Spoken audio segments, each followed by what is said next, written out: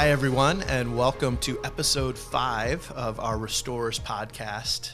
We're really excited that you're joining us today and are looking forward to a great conversation. Today, we're going to be looking a little bit at our residential ministries program and some of why we've created it the way that we did. And a lot of that goes to the unique circumstances that impact our guests, those who are experiencing homelessness before they get to us. Everyone's journey is unique, and so our response to that, the program that we've developed, has to account for that uniqueness, and it can't be just a one-size-fits-all program. But to begin our conversation, I'm really excited that today we have Rick Rutter, who is the pastor of Crossroads Mennonite Church, my pastor, a good friend who's also worked many, many years in the rescue mission world in a lot of different positions. And so Rick's going to join us to help us kind of get a picture of what it's like, and all those unique and different ways that can lead to homelessness for individuals. So thanks for joining us today, Rick. My pleasure, Jack. And yeah, one of the first things that I realized when I got to one of the first questions I started asking myself was, there was a gentleman that came to Water Street at the same time I did, because my first experience with Water Street was as a guest here. And he had the same first name as I did. And about a year later, this gentleman was still struggling, still in and out, and I was a little bit more successful, if you want to use that term. And I looked at it and I started asking myself that question, like, why? Why am I moving in this direction and this person isn't able to? And it started opening my eyes early on that there's a lot of different factors that go into the way we make decisions, how our decisions affect us, our environment affects us, where we come from spiritually affects us. Right. It's more than just one thing that brings somebody to the doors of a rescue mission. Right. And so, yeah. And so in the same way that there's innumerable ways that you can end up in that situation of being on the street, being homeless, needing help at a shelter, at a mission like ours, the pathway out can't be the same for everybody. No, it can't be. And so I was thinking about, when we started having this conversation, I started thinking about a guy that I worked with up in New Hampshire, young guy by the name of Kyle. And when Kyle came to us because he aged out of the foster care system, didn't have a drug or alcohol problem, and didn't have any family relationships or anything like that. And so his path to success, or his path to maturity, is going to look a lot different than somebody else that's coming in with substance abuse problems.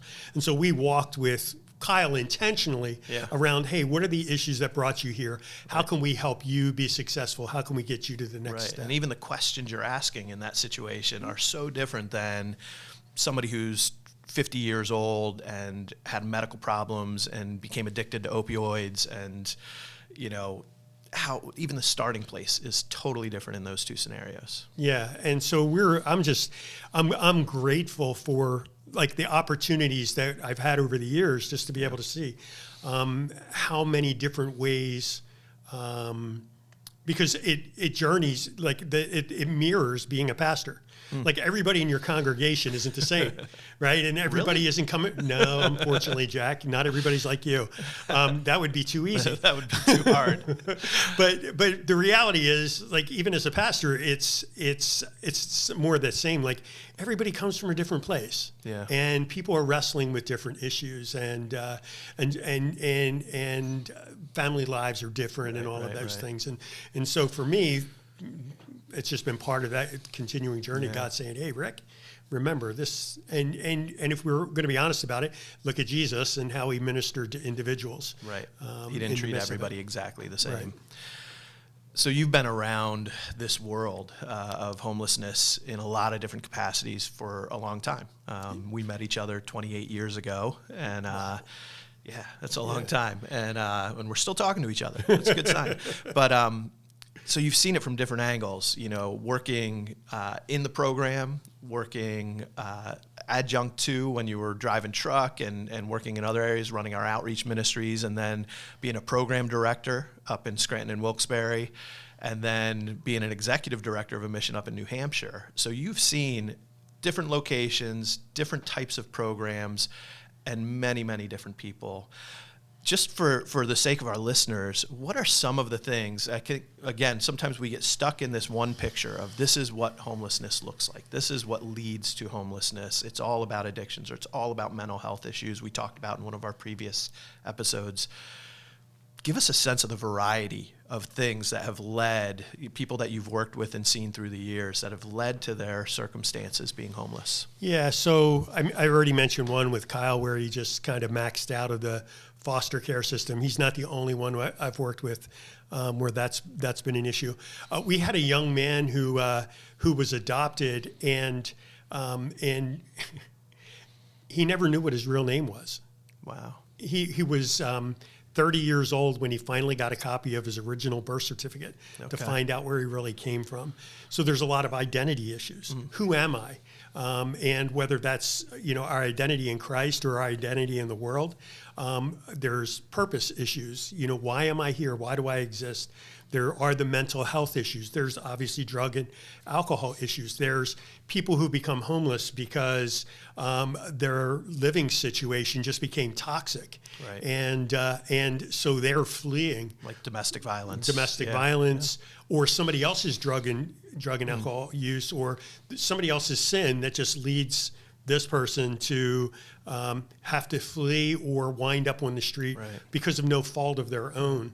And so, there's, and then there's barriers that when somebody gets into that place, how do I get beyond it? Right. There's resource issues. I think back to Brent Myers, Walking with the Poor.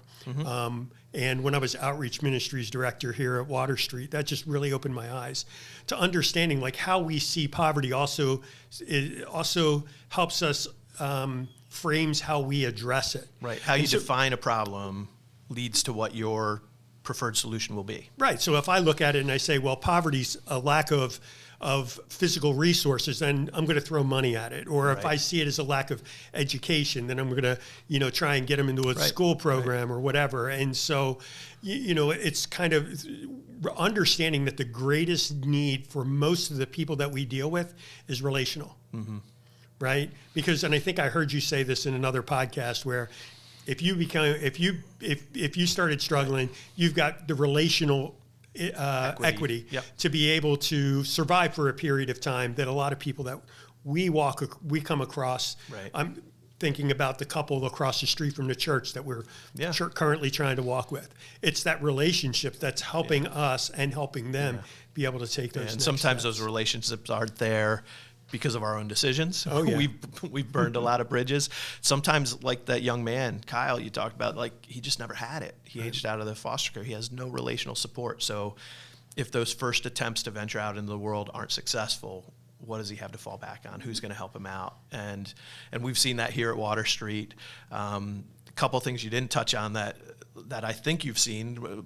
Let me know if I'm right, but just the episodic issues of a major health event and not being able to pay it, not having the insurance to cover it, and suddenly all your other resources are drained to pay for, this health event that you had, or the lack of affordable housing is a very real issue and can be challenging. And if somebody's evicted because the landlord can get more money selling the building, so I'm gonna clear it out so I can sell this and make more money. People are put on the street for no fault of their own, other times because of, again, bad decisions. But the difficulty of getting into housing once you have an eviction on your record is really hard. But that goes back to defining the problem. Right. And one of the common answers, and we talked with Jen Koppel from our local coalition about this, and a lot of our government programs focused on addressing homelessness talk about housing first. Sure. And that goes back to what you were saying about how you define the issue. So if we define homelessness as a housing issue, the logical solution is provide housing. So housing first is geared all towards putting funds and energy and resources towards getting people into housing, and then making available supports to help them stay there. How does that result? And there's an important role that Housing First can Sure. play in serving our community because, as we said, every individual who's experiencing homelessness has their own journey, and that might be the right journey out. But obviously at Water Street and at the missions that you've worked at before, there's a step beyond that we're looking at. Can you describe a little bit of what you've seen there? So I'll just speak from my own personal place. Okay. When I came into Water Street in 1993, the last thing I needed was somebody to put me in an apartment. Right? Why is that? Because if somebody would have put me in an apartment, it just would have made it easier for me to continue making the same decisions that I was making. It would have made it easier for me to continue drinking. It would have made it easier for me to actually hide from the reasons why I was homeless in the first place. Now, are there people that you and I and others have worked with that housing is a great first step for them? Absolutely. As long as we bring the other resources alongside and we're intentional in helping them address some other issues that may exist. Right. Those issues don't exist for everybody.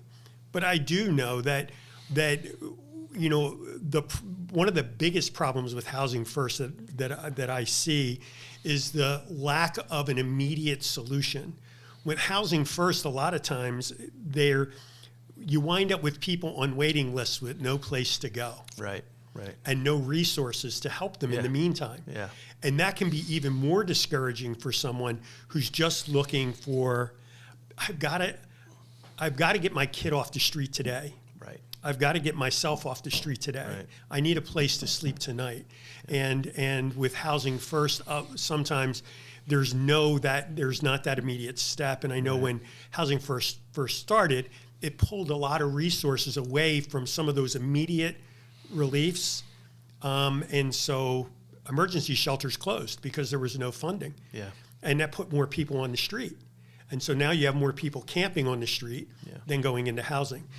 And then the other thing, Jack, I would say is like with that Housing First, and a lot of times it's you get somebody in there and now they've lost, in some cases, what probably would have happened with me, my motivation to change, my motivation to address, because that immediate need is met. I'm comfortable. And if I get comfortable, then do I need to address this over here or not? At least for a little while, you're comfortable. Yeah. But because those other dysfunctional factors in your life, if they're not addressed, they lead to discomfort in other ways. But often then the resources have already been spent on getting you into housing. Right. And again, this isn't to disparage Housing First as an approach. Right.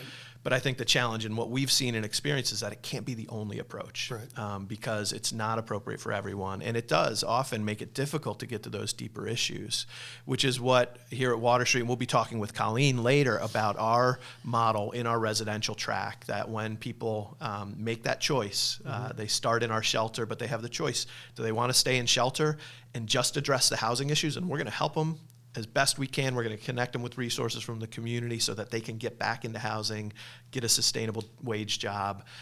But if they want to address those deeper issues, those root issues that led to homelessness, we invite them in. And we'll be talking to Colleen about the details on that. But how do you see some of those root issues as being kind of the primary thing that needs to be addressed, but not always front of mind for the person experiencing homelessness? So in 28 years, there's been a huge shift in rescue missions, and originally it was that one size fits all.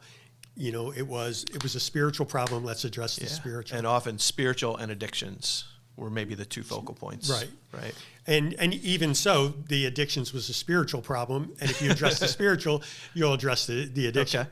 And so that was, that was the foundation for a lot of what happened. Now, when we look at some of those root causes now, we understand that there's a wider variety of what they are. And as you're going into an emergency shelter, a lot of times what you're thinking is, okay, I came to Water Street, and when I came to Water Street, I was thinking, it's October 15th, it's getting colder, I have a t-shirt, a pair of shorts, and a pair of sneaks, and I don't want to sleep outside anymore. Right. So that's why I came in. And the pastor at a local church Covenant United Methodist Church said, you should go to Water Street. Okay. And so that's how I wound That's up how you got here. That's how I got here. Now, in your mind, your issue was, it's going to be cold out. I need a place to sleep. Right. That's the issue. That's the issue. The issue is someplace to lay my head, maybe a meal, right? And I might need to address my clothing situation. Yes. But I need, you remember the days I remember Dukes. what you were wearing, yeah. Okay.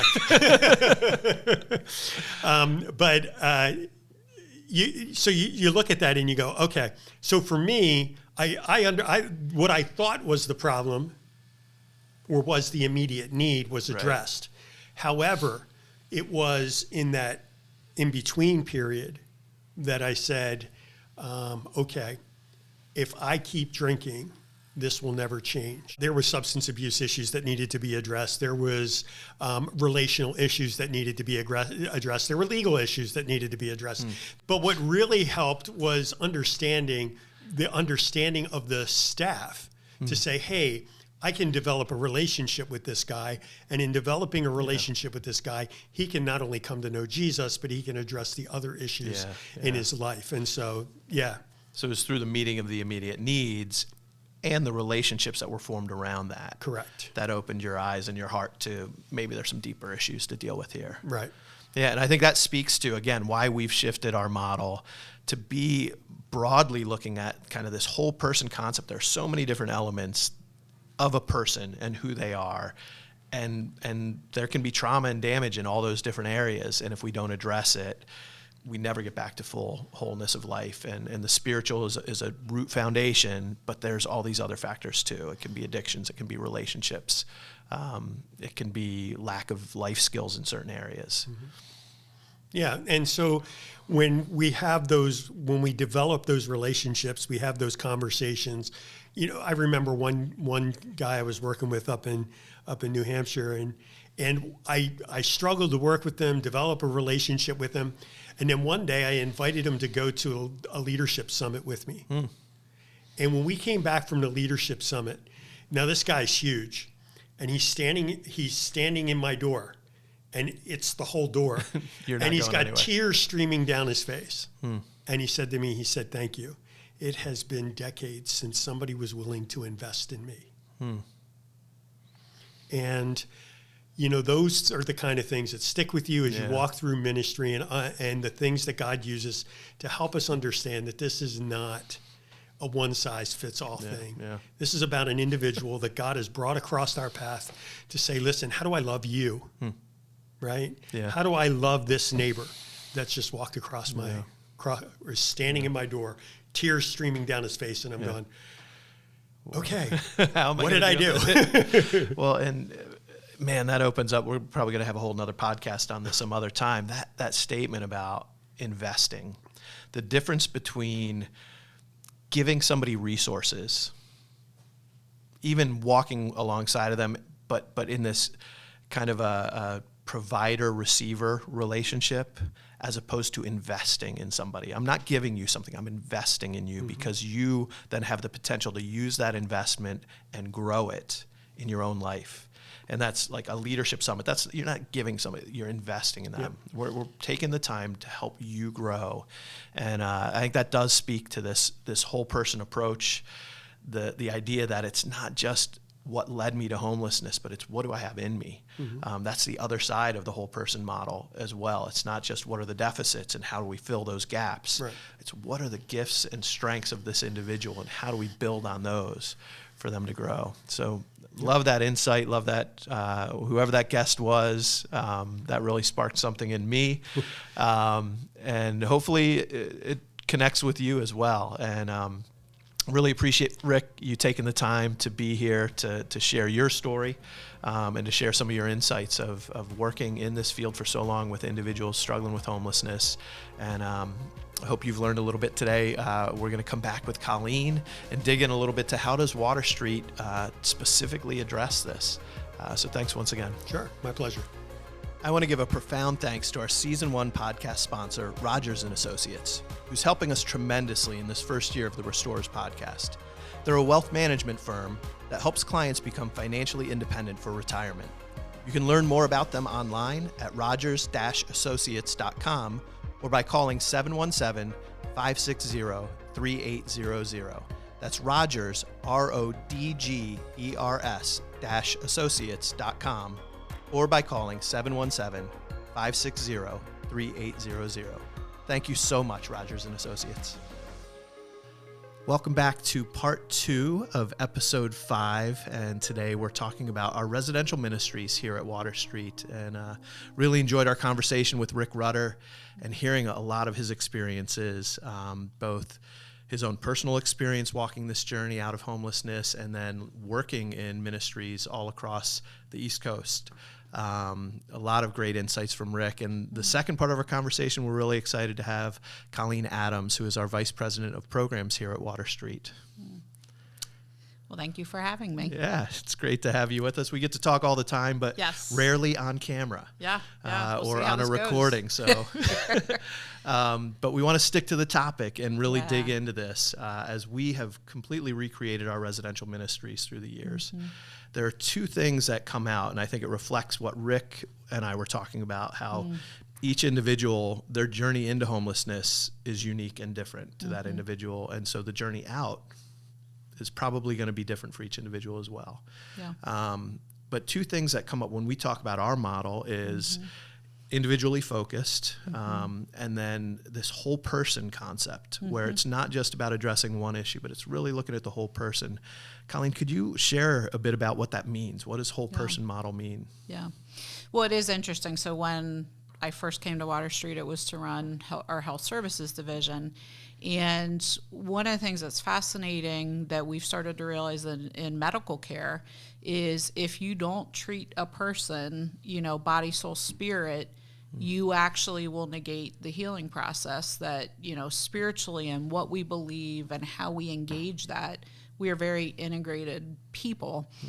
And so we moved that model. I mean, we were set up on that premise. Our board chair and founder actually had always believed in that, but I think we were able to really honor looking at the whole person. And so then when I moved over into the mission, it was we really need to understand the main levers of what drive integration from a body, soul, spirit perspective. And then we need to understand how to apply them individually. Where does a person want to go on their journey? And what are the things that would cause them to remain homeless or come back to us?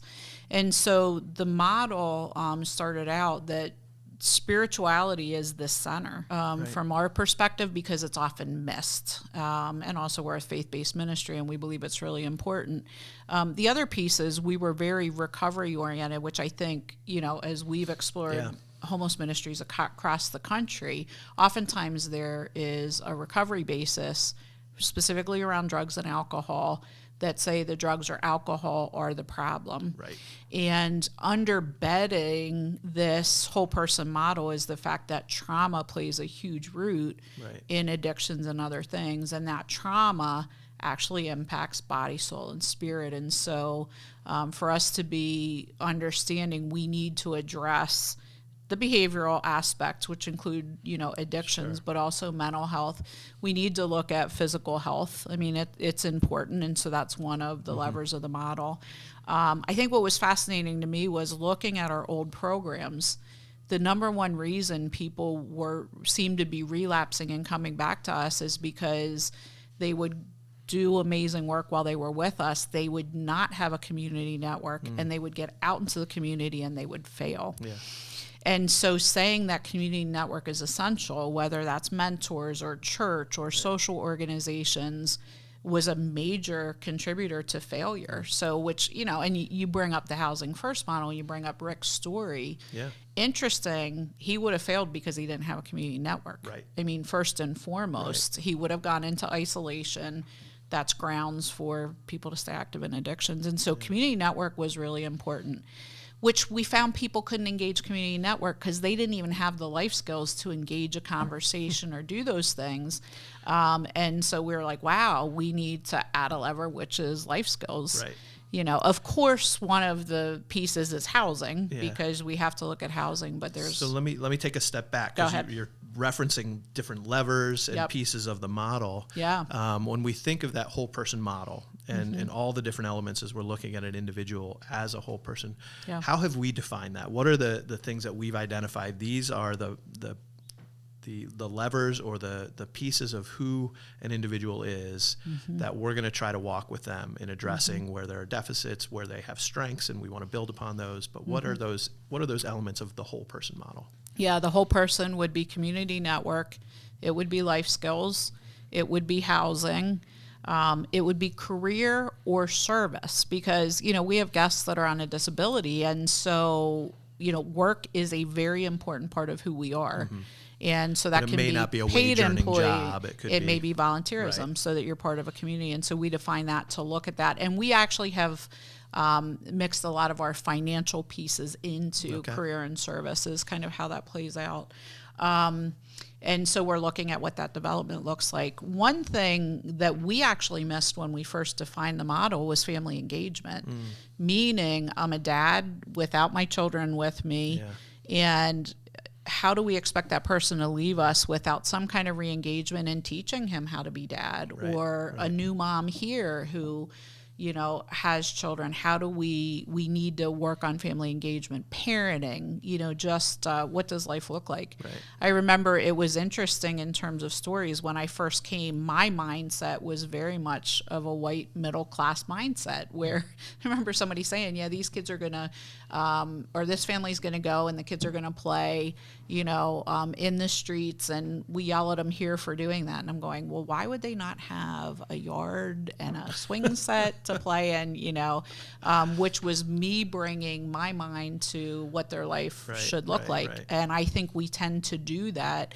versus looking at what are the strengths you bring to a family in terms of teaching them how to be a family, and it looks different culturally. And so I would say the family engagement piece is not putting our views on, but saying this is what brings health, and just teaching people, because, I had women who didn't know, they never owned a toothbrush at the age of 20, and their kids had never owned a toothbrush. And I was like, everybody owns a toothbrush because you brush your teeth twice a day. And, and so very different in how we teach people things they've never learned. And we make a lot of judgments that people are supposed to know, but that's not necessarily true. And so I think I've hit, the other two big components would be physical health, and then behavioral health we define as mental health and addiction. So that's all. Yeah, and you touched on kind of, I don't know if it was clear in how you explained it, there's kind of two separate social aspects. There's community engagement and connections and family engagement. Those are really two separate things. We have to look at those through different lenses. Absolutely. Because of the context that individuals are coming to us from. Correct. And some of those family engagements, it may be completely non-existent in some of our guests' lives. Yeah. Okay. Absolutely. Great. So that's kind of that construct of the whole person model. And I know that as people come in and take that step from shelter into residential, we begin assessments along the lines of all those areas as well, to help us understand how do we come alongside someone on their journey. Can you explain a little bit of that process and how that plays into the creation of an individualized action plan, where kind of, again, going back to our conversation with Rick, that response to the journey into homelessness is going to be unique to each individual. So what we're going to discover during that assessment phase and then how we walk with them is going to be unique. So how do we do that? How do we do those assessments and really get to know what aspects of the whole person do we need to lean into first? Yeah. So in our model, we actually start giving a guest a copy of all those various pieces of the pie, if you will. We have some information from intake of where they might be struggling. Right at the beginning. But we really want it to be self-directed from the guests where they want to start. And sometimes they start at a place that's not going to be helpful, but we still let them direct where they're going to go, understanding that we're going to have time to keep modifying. And so people will make definitions as they say, here's my problem. Usually the problem is I just need a house and everything will be fine. The other thing we hear is I just need a job and everything will be fine. And so we allow people to say, okay, what does it look like? But we also do an exploration of, so you have this, how is that going to help you rise out of poverty or rise out of homelessness long term? And usually through that dialogue with the case manager and the life coach and the guest, they start to realize that what they've been driven to may not be the thing that's going to help them long term. And so we do navigate an action plan where we set specific goals based on, what a guest says is important. We certainly allow people to fail in that, which helps us to come back and say, okay, well, you believed it was being on the job, but now we're understanding every time you get on a job, you're drinking or you have explosive anger. So maybe we need to work on some different things. And so that's kind of how we navigate that as we walk with people. And I love that approach. And it touches on something we talked about in a previous episode. That undergirds some of what we do is this motivational interviewing concept. Not actually the formal process of motivational interviewing, but understanding that somebody is going to be more motivated to take steps towards something they care about. Absolutely. And so if we're doing an assessment and saying, oh, you have a big deficit in this area of your life and in this area of your life, let us help you with that. And they're like, no, man, I need a job. I don't need to work on these, the trauma I experienced in my family growing up. I don't need to deal with my addictions. I got that. I just need a job. Right. Honoring the person, helping them accomplish the goals that they feel are most important, opens the door, builds trust, so that when they're ready to go deeper, when maybe they don't experience the level of success they would anticipate, now we can come alongside and address some of those other areas in the whole person. Correct. And help them with that. So thinking about how our guests engage around all these different elements, again, many of them wouldn't be conscious of that right away. They're thinking of what's the presenting issue. I'm homeless, or I'm dealing, I can't find a job, or they may be able to identify one aspect of a struggle behind things that have led to this. But do you have any examples of somebody who kind of came in with those presenting issues and it took a while, even for our staff, to understand how do we address maybe one of these deeper issues that's just, it's the block to making progress for that person? Yeah.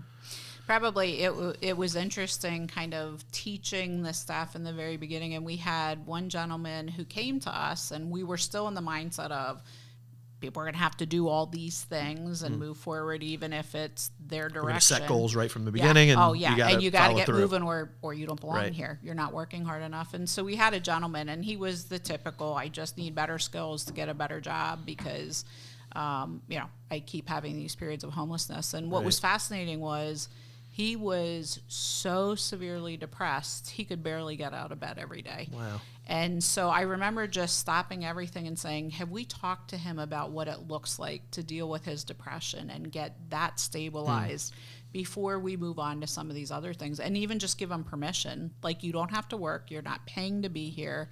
But we're just going to love you through that. And I remember, our word ooch was, he just has to ooch forward, and explaining what an ooch was. And so we defined an ooch.